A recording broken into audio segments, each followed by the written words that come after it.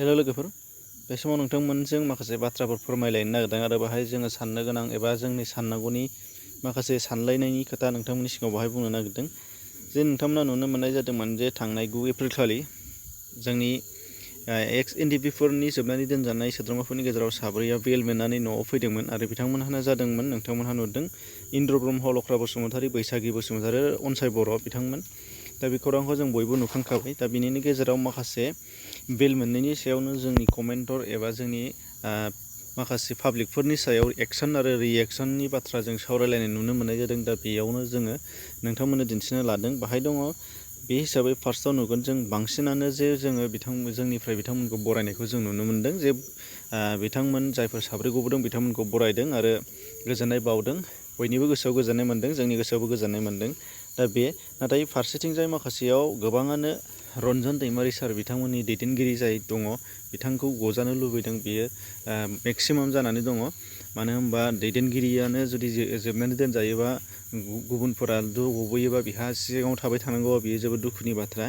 दा बेखायनो गोबाङानो सोंथि खालामदों आरो चेनेलफोरावबो गोबां कुइसन खालामबोदों। नाथाय मोनसेबो जोंनि बर'नि खौरां बिजोंफोरा दासिमबो बे बाथ्राखौ रोखा खालामना होनो हायाखै जे बिथां रन्जन दैमारि सार बिथाङा माब्ला ओंखारगोन एबा माबायदि थासारियाव दङ, माबायदि आवगायनानै दङ बिनि सोमोन्दै रावबो मोनसेबो खिन्थानाय जों रोखायै नुवाखै।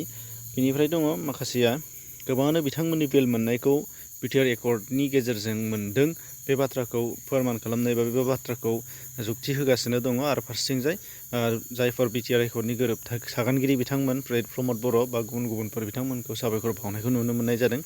नाथाय बेल मोननायनि साब्रै बिथांमोननि खुगानिफ्राय दाबो ओंखाराखै जे बिथांमोनहा बिटिआरनिफ्राय एकर्डनि दारै ओंखारनो मोन्दों ना गुबुन माबा मोनसे राहानि गेजेरजों मोननो हादों। दा बेखौबो जोङो दासिमबो रोखा मोननो हानाय जायाखै। बेनिफ्राय नाथाय फारसेथिंजाय गोबाङानो बे बाथ्राखौ बुंदों जे बिटिआर एकर्डनि दारै बिथांमोनहा बेल मोनाखै, बेयो गुबुन राहायैसो मोन्दों आरो बेनि जुक्तिबो बिथांमोनहा गावसिनि कमेन्टआव होनायखौ नुनो मोननाय जादों। दा बेखायनो साननो गोनां बाथ्रा मोननैजोंबो जों कनफिउसन जानानै दङ नायगिरि बिथांमोनहा, नोंथांमोनहाबो जादों जानो हागौ। नाथाय माखासे बाथ्राफोरा ओरैबायदि दुखु मोनथाव, ओरैबायदि डेन्जार एबा ओरैबायदि सोमोनांथाव कमेन्टफोर जोंनाव मोननै मोनथामसो फैदों। नोंथांमोना नायनानै नुदों जानो हागौ कमेन्ट सेक्सनफोराव।